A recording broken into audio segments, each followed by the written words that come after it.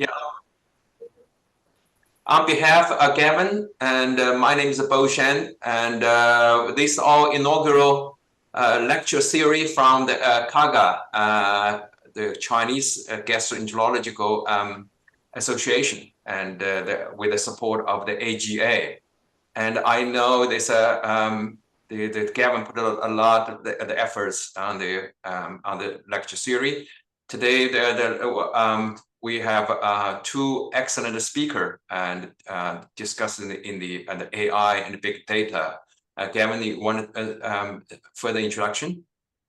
Yes, thank you, Dr. Shen. It's very exciting to start or launch the first webinar series by Chinese American Gastroenterology Association.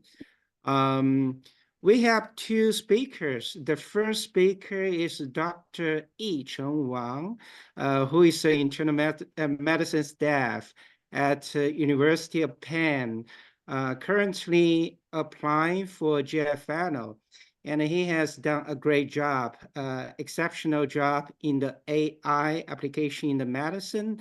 A lot of publication, including a recent publication co-author with Dr. Yichen Wang, who is going to be our second speaker in gastroenterology. So Dr. Yichen Wang is the third-year GI fellow at Mayo Clinic of Florida.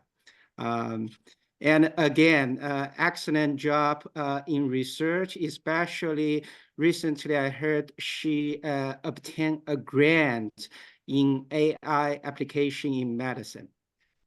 Dr. Shen, I will turn the control to you. Thank you. Thank you again, Gavin, for the kind of introduction. I think it's let's start with Dr. Huang. Actually, Dr. Huang, and Dr. Yichen Wang from Mayo Clinic, Florida. Dr. Huang, can you share this? Yeah. Dr. Wang. Oh, Dr. Wang, yes.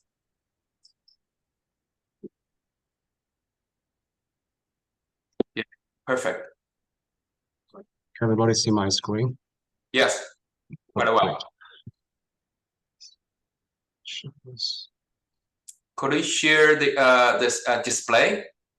Yeah, perfect. Thank you, Dr. Song and Dr. Shen for your kind introduction. Good evening, everyone. My name is Yichen Wang. I'm with the Division of Hospital Medicine at the University of Pennsylvania. I'm excited to to discuss the use of large language model in clinical research, highlighting both the challenges and opportunities in this advanced technology. As we know, large language model is a relatively new technology, and I'm still learning about its full potential and limitations. So I look forward to sharing what I've learned so far, and also hearing from you about your thoughts and insights as well.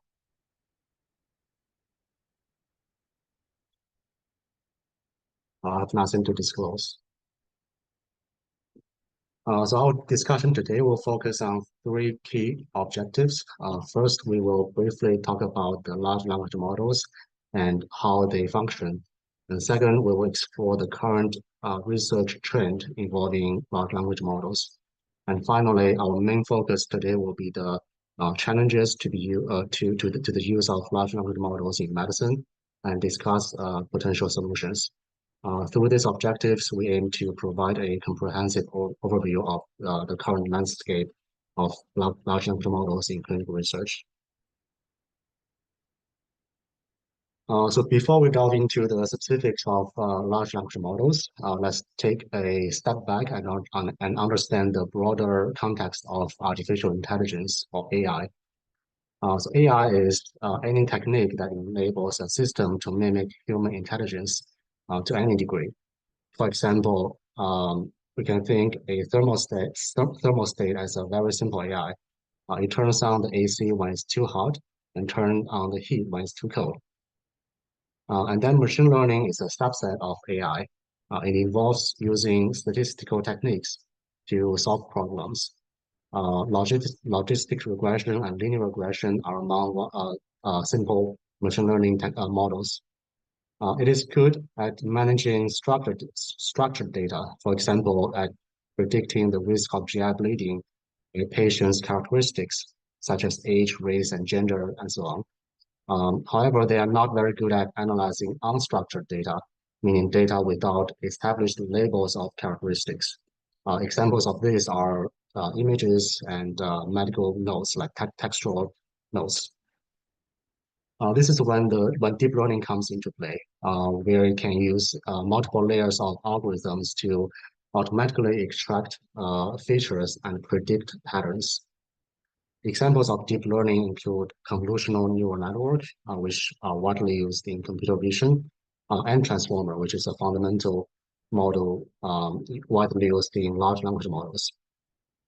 So in brief, large language model are a specific specialized form of deep learning, which is a subset of machine learning, all under the broader umbrella of artificial intelligence. So let's talk about large language models, which is a focus of this talk. First, what is large language model? It's hard to define, but if we are talking about text-only large language model, and we don't consider special models such as models used for code generation, then maybe we can use a definition of an AI system trained on vast amount of text data to understand and generate human-like language. At their core, large language models utilize neural network to process and generate text that function by predicting the most probable next word or token in a sequence. For example, in this diagram, you can see that if we give the model a sentence, the boy went to the model will assign probability of potential next word like playground or school. Some most prominent examples of large language models, including GPT-4, Cloud 3.5 Sonnet, Llama 3.1, and Mistral Large. These models represent the cutting edge of natural language processing technology at different model sizes.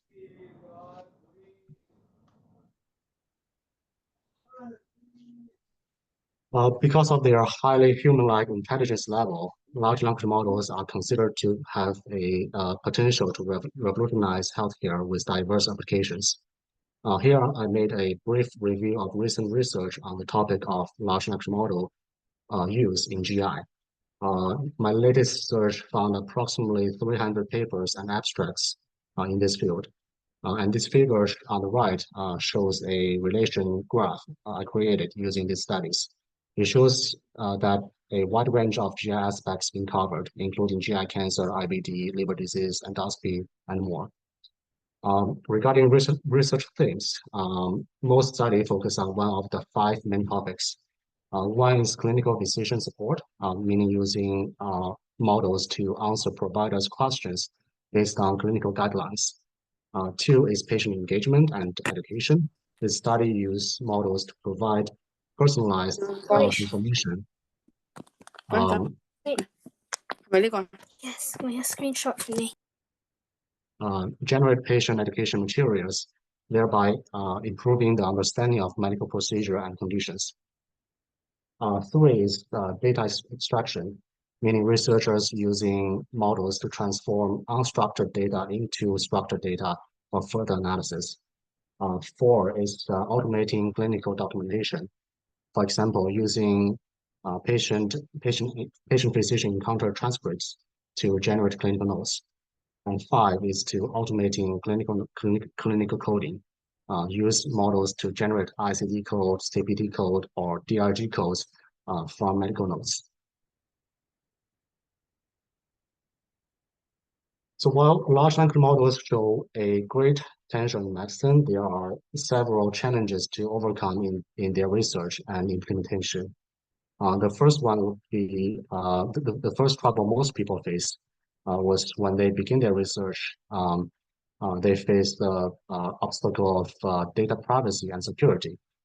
Because of the sensitive nature of medical information, using patient data when developing and using large language models is highly restrictive.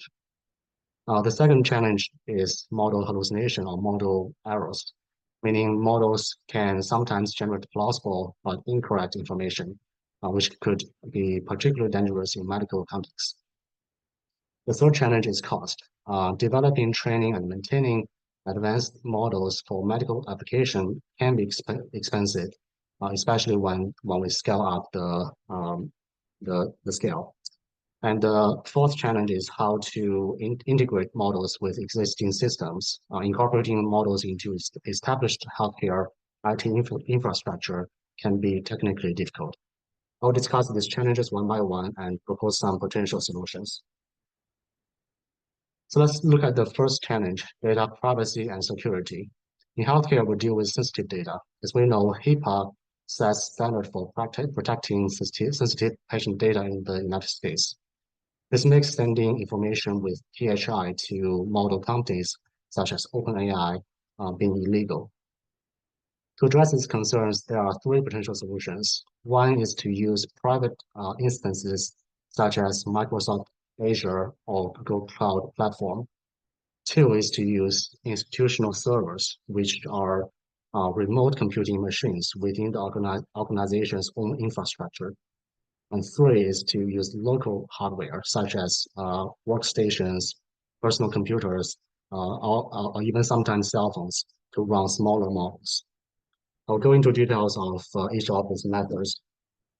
The first solution is cloud computing services. This is probably the easiest way and works for most of people. Cloud computation services or platforms offers HIPAA compliant access to high performing large language models such as GPT-4. It ensures data security, but not sharing information with any third parties. Some bigger healthcare systems like Mayo Clinic, MGH, or UCSF, they have institutional collaboration with these platforms. This is the most ideal situation. If you're working with one of these healthcare systems, you should reach out to your IT department to set up a secure and compliant access. It's not very widely accessible. For example, even at UPenn, there's no such setup as of now. But I think our IT is actively working on it right now. So if there's no organizational access, you can still access these platforms personally. But it's important to ask your RB first to see if you can upload your patient data. This is because although this data will not be shared to the model's mother companies, it may be audited by these platforms, meaning they want to check your input, make sure your input is compliant with the platform policy. And this could be a potential violation of HIPAA regulations. Theoretically, you can use the identified data, but still, I would recommend check with your RB first. Another viable solution for using large language model is to run smaller models on institutional servers. This is more technically difficult. Essentially, you will run smaller models with open license, which means they have agreement for model developers to use them for research, and some even permit commercial use. So despite this being smaller models, some of them are still very powerful, reaching performance level similar to GPT-4. One of the so on the right is most recent model leaderboard. You can see that some of these models are among the top 10 of the on ranking list. Examples of this include Llama 3.1 by Meta and Mistral Large 2, which is made by a European company. And the third solution is to use personal computer. It can run even smaller and less powerful models, mostly within 7 billion to 14 billion parameter in size. Occasionally, you can run larger model up to 70 billion. This often involves using specific techniques like quantization. A few drawbacks of this method is that one, you are using a weaker model, and two is that you can use it for research purposes, but when you try to deploy this model, it's going to be a lot of trouble. A caveat is that if you want to use your personal device, then it may be cost effective to buy an Apple's hardware like a Mac or MacBook, because they offer a unified memory, meaning you can use a cheaper memory to replace more expensive video memory.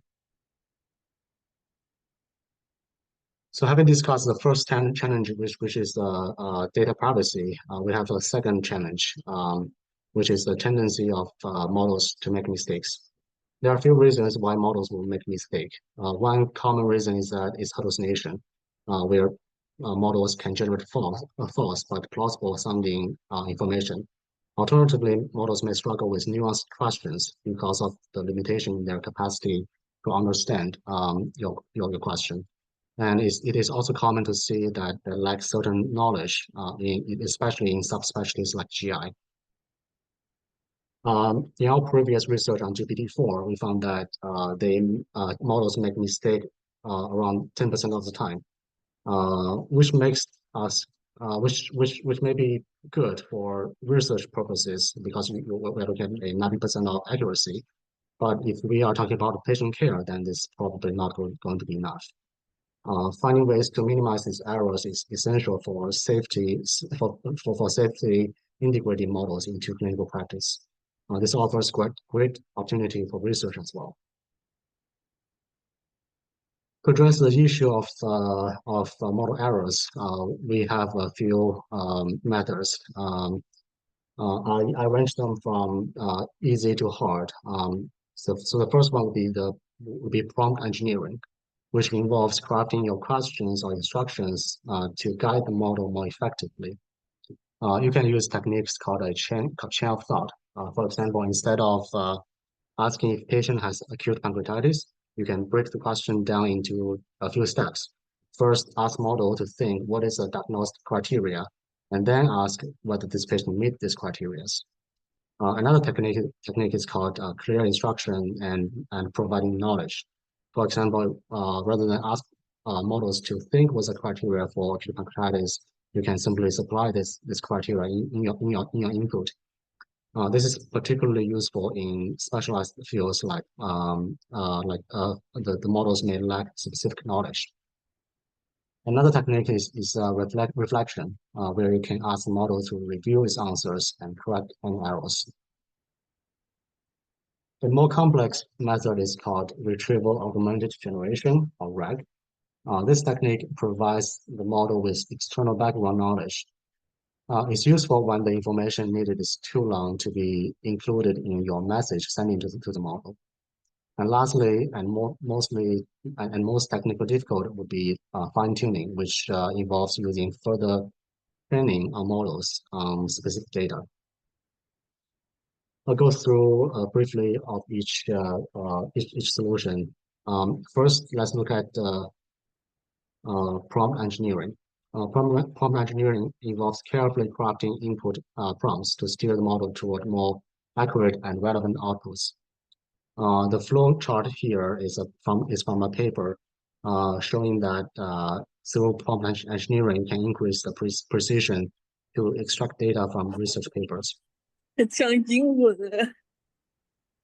So you can see that some of these techniques used here include providing clear instructions and directing the model to answer only specific responses, like yes or no, or sometimes a certain number. This process also represents an agentic workflow, meaning that the model will act as an agent, and there's an algorithm to guide the workflow based on model's response. These strategies can significantly enhance the performance and accuracy of large language model systems, making them more reliable on tasks that require higher precision. Next, let's talk about concept of retrieval augmented generation, or RAG.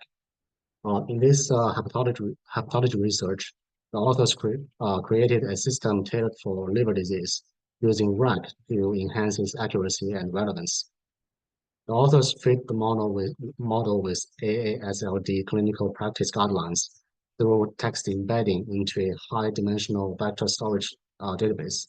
And during the chat phase, the system will search this database to inform its responses.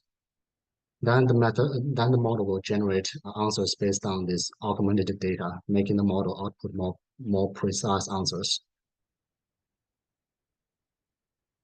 Essentially, this approach ensures that model can generate answers based on the most up-to-date and accurate knowledge, which can significantly reduce the risk of misinformation.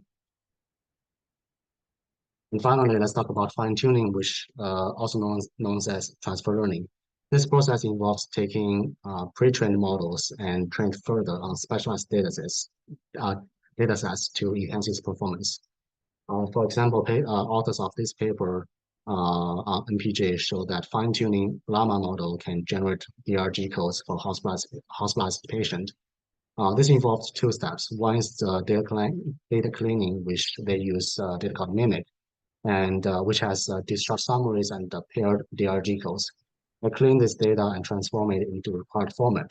And then they feed or further train the model with this data and create a new model tailored to DRG code generation. For science.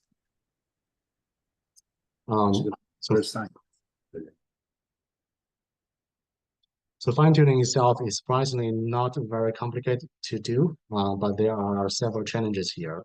The first one is data quality. To find and prepare high quality data is difficult. And two is that it uses high computation resource, and it can take days to train, even for a single run. And lastly, and probably most importantly, is that some experts argue that fine-tuning may only marginally improve accuracy, in addition to other techniques like prompt engineering and RAG, as we talked before.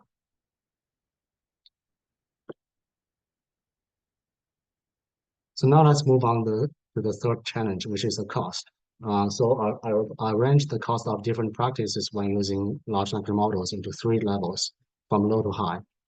They are subscription, API costs, and local open models. Subscription meaning that paying periodically, mostly every month, to have access to models like ChatGPT's consumer interface. It costs about $20 for ChatGPT, which is affordable for individual users. But these subscriptions limit usage to maybe a dozen messages per hour, which is not ideal for scalable research use. For large-scale use, API costs is probably necessary, but it can be more expensive. For example, processing about 1 million input token, which is about 200 discharge summaries, cost $5. So in our experience, it takes about 5 cents to ask one question about discharge summary, which doesn't sound a lot, but if you think about when we analyze thousands of charts and ask question ask several questions for each chart, it can add up quickly. The good thing is that there are new models called like GPT-4 or Mini, which are much cheaper. And the third one, which is a more expensive ways to run models locally. Like for example, if you run a 8 billion parameter model, which is among one of the smallest models, requires about 12 gigabytes of VRAM to ask questions, and about 20 gigabytes to if you want to fine tuning. This kind of hardware typically costs more than $2,000, and it only provides very mediocre output because the models are small. If you want to use larger models, then we are looking at maybe using NVIDIA H100, which costs $30,000 per piece. So unless you want to use fine tuning for your own model, then probably this won't be a good way. So finally, let's address the fourth challenge, which is integrating large language models with existing systems. There are essentially two ways to interact with models. One is through manual input, and two is through API calls. For manual input, it involves entering data directly into the model by copying and pasting which can be time-consuming and prone to human error. And especially when you are dealing with a large database.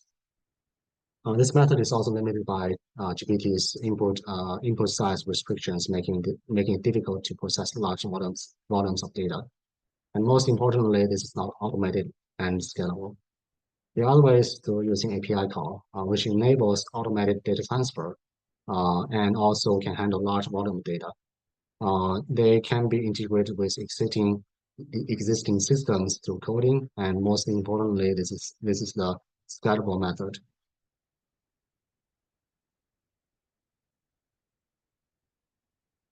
That's why I feel like sometimes coding is a very useful skill. And for API call, it's not that complicated. Like here, we have an example of making one API call, which is only a few lines of code. First, you just read the data from your source, mostly can be a Excel file or sometimes a CSV file.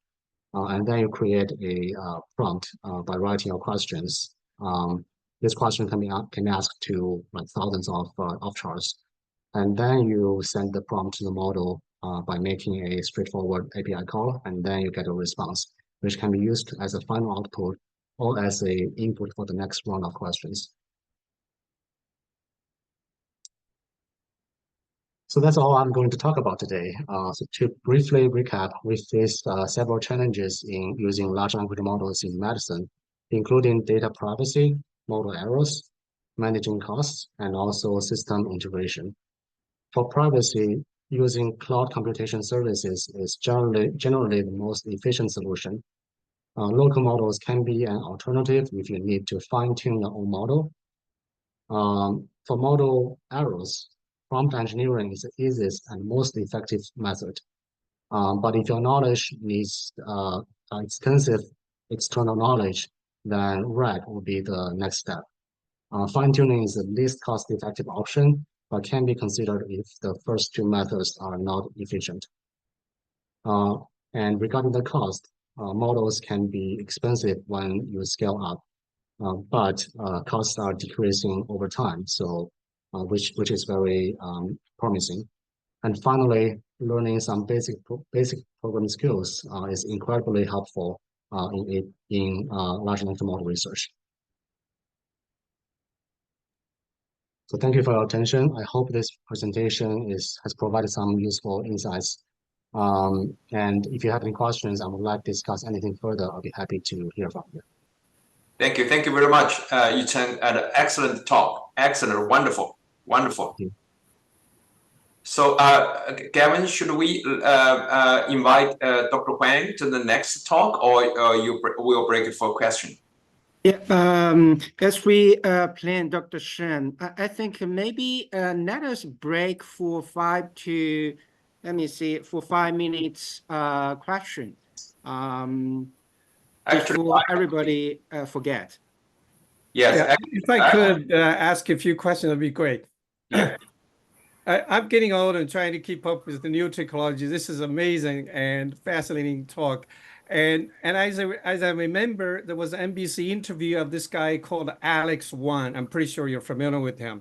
He's 20-some-year-old unicorn company CEO that's worth billions of dollars because he prepares data to train AI. He says GPT trains on his AI. So I wonder if Alex Wang's data preparation company is involved in medicine. And I know medicine makes it difficult for HIPAA-compliant data. And that's one. And then as I remember, he points out the AI has 3 arms. You got to have the algorithm, which is the large language models, and you got to have the data. If you don't prepare the data right, garbage in, garbage out. And the other end is applications. For most of us clinicians will be the end users, will be applications. People like you, smart enough, you'll be involved in all 3 phases. So that's one question: is there a centralized company like Alex Wang's company involved in medical data preparation? The other thing I read about is there was a Chinese large language model called 悟道，悟是孙悟空的悟，悟觉悟的悟，道是道理的道。that language model has 10 times more parameters than ChatGPT. But yet, it's not as well known as ChatGPT. Is it because their data is garbage in, garbage out, even though they have a lot of parameters, 10 times more, but they're not as well known? I wanted to hear your thoughts about that too. That's it. Thank you, thank you. These are great questions. So I'll start with the first one, which is does Alex Wu's data has medical like data? Um, I don't know because they obviously they is their business secret. But I guess not because, like you said, we have HIPAA compliant. We need to be HIPAA compliant, and most of the data are hiding behind all these healthcare systems. I really doubt that Alex Wu can have access to data from Mayo Clinic or UPenn. That's very hard to believe. Even for us to get research data, it still goes to like layers and layers of application. Like it has to go through IRB. So I think probably not. And that's actually that's the first thing. And two is that I think as clinician, I think like you said, apply these models is definitely very important. And I think it's also a great opportunity for us to collect data because we are facing like we're doing patient care like on day-to-day basis. So it's our advantage to obtain the most accurate and first-hand data. So I think that's something we can do as well. And I think the third comment is about this Wudao model. I'm not familiar with that, but it's possible even they have like larger parameters, but they have like less like inferior performance. Since we not everybody heard of that, I assume the performance is not as good as GPT. Yeah, actually, there was a Nature Medicine review on AI in medicine, and Wu Dao was reviewed in there, and it has a Wikipedia website. When I read it, oh, it was very impressive. 10 times more parameters than ChatGPT. Yeah, the other problem is that if they have 10 times more parameter, then the hardware it takes to run this model is also going to be like, maybe 10 times bigger, and it's going to be less efficient. So I think the trend right now actually is to make the models smaller, not bigger, so they can run like quickly and cost more money, cost less money. Like I said, it's I posted the question in the for all the readers and audience. I have no idea about ChatGPT or AI except there's genuine the AI in the endoscopy, the what's genius, right? So, but can you next time, if we have another session, use a video as a demonstration, like a basic one. It's like to show the audience how do you run the ChatGPT or other things. It would be very helpful.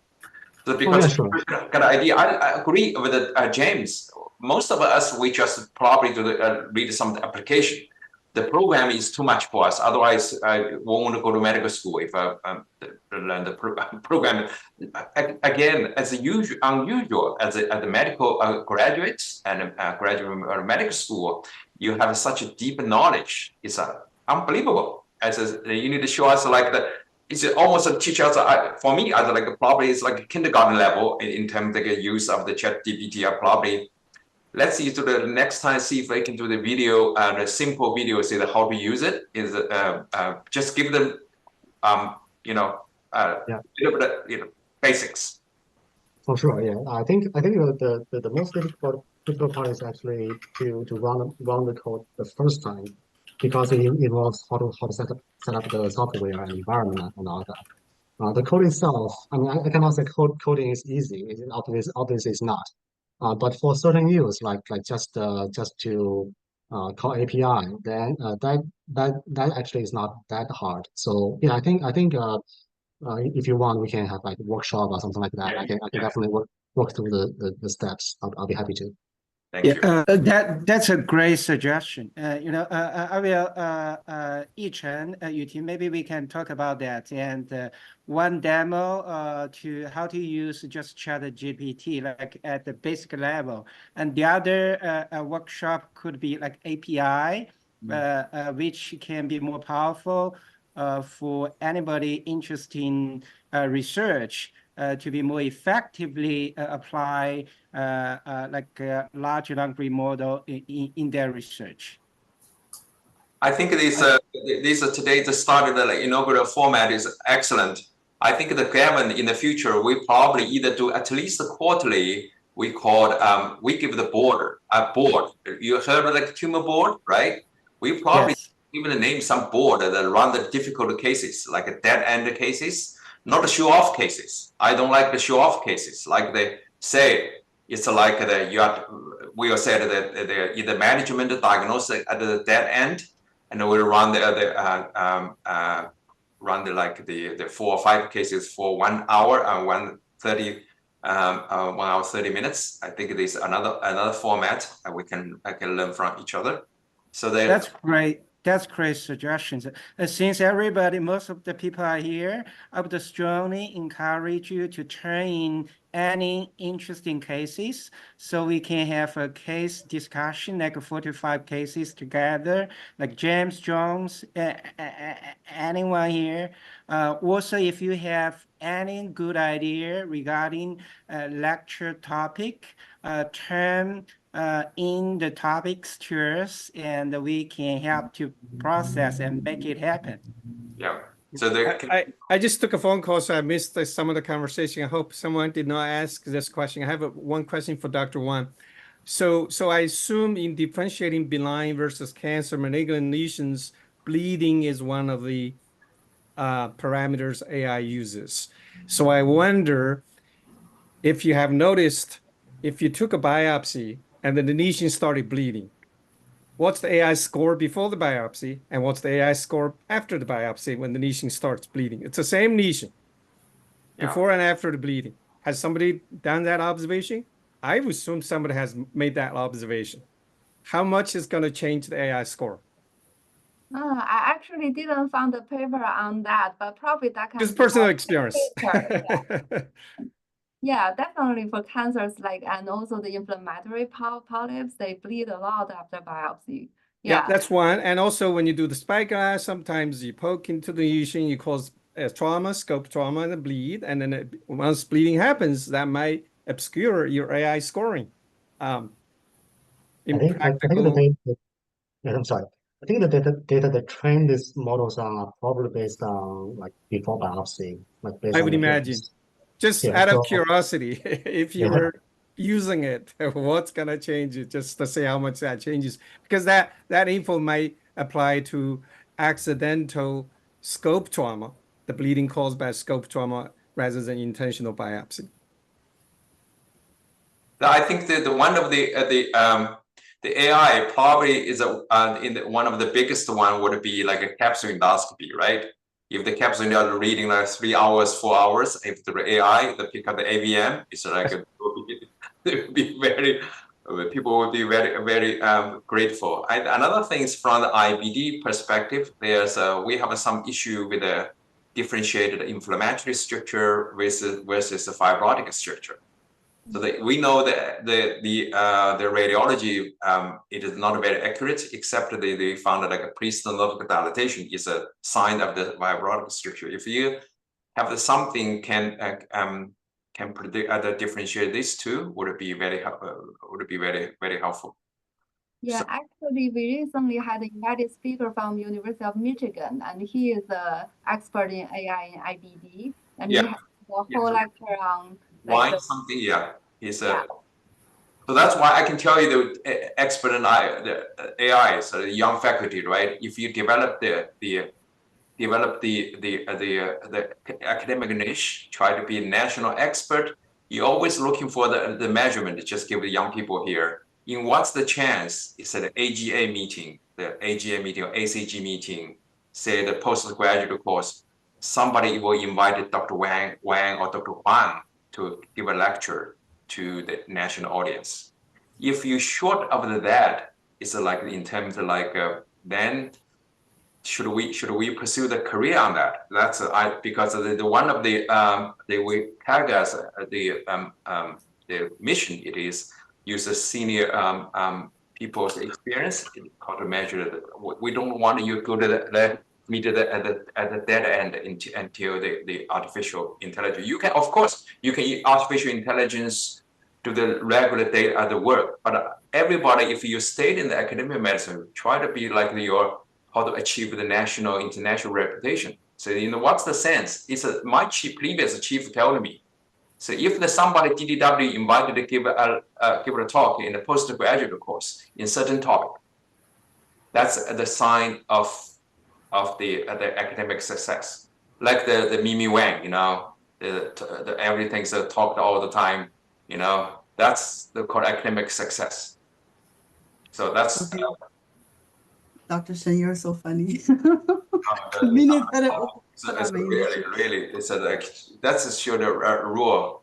There's eventually actually that we have some people interested in maybe in the theory. We have probably half of them to the academic gastroenterology, half of them to private practice. Probably I learned something from the ANCP, the North America. The physician, mainly the family practice doctor and the general medicine, they have some lecture theory in terms of like how to run the private practice, what's the tricks, and how do we run in the academic side, how to advance the career, and we made it do some workshop. So that's ideally they do the collaborated with the AGA. If the all corner is a value, we give that suggestion for the board for the quarterly conference things. Can we give the sound name? Then we contact either AGA because the AGA has several journal. We can do some corner of this this corner or the communication in terms of like the almost like a supplement, electronic supplement in the AGA journal. Yeah, that's a great idea. I definitely agree. Needs Dr. Shen to consolidate the thought, then I can help with propose to AGA. And everybody, if you have some good ideas, we can work together. Just a quick comment. Good learning. I know, Mimi. I just know second half. Are you able to hear me? Yeah, intermittently. And can you say it again? So I guess my signal is not very good. I just wonder if there is any advanced data on the AI on IBD dysplasia and how soon we expect that will come into our clinical practice. This is something that I guess a lot of us are very interested. And I know there are a lot of research going on, but this is not a topic that I want to kind of create another extension of our meeting, obviously. But definitely I hope to have a chance to learn from our AI expert here, maybe later by email communication or WeChat. But thank you so much. This is a great learning experience. The IBD is the issue. They even use like the genius, right? And there's too much false signals, so far. So not very accurate. I still rely on the dye-based chromo endoscopy with a magnification. So that's another thing. I think this would be IBD. It's far more difficult than Barrett's esophagus in terms of dysplasia. Yeah. So the problem will be solved, but you need a lot of the teaching sets and machine learning for that field. I think it's everybody later on. We talk about the Mimi will understand we call it tumor board, right? We use MD Anderson. We use the similar things that run the case for the general GI hepatology every Saturday.